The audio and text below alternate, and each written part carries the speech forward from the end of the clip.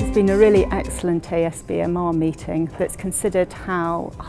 the new technologies can inform the pathophysiology, the diagnosis and the treatment of osteoporosis. And in a really elegant symposium dedicated to study of the cortex, Stephen Boyd talked about the different techniques that you can use to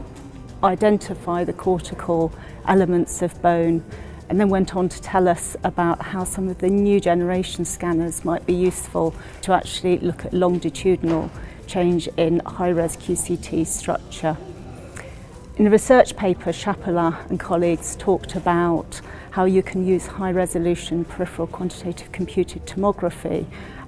to identify women who may be at high imminent risk of fracture, and suggested perhaps that women with high cortical porosity and low trabecular density may be particularly vulnerable. This is work that was a French-Australian collaboration.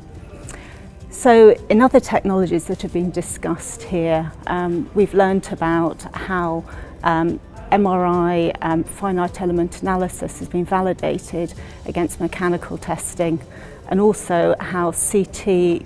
scans of the hip can actually be used to generate 2D images that can give bone density measurements with T-scores.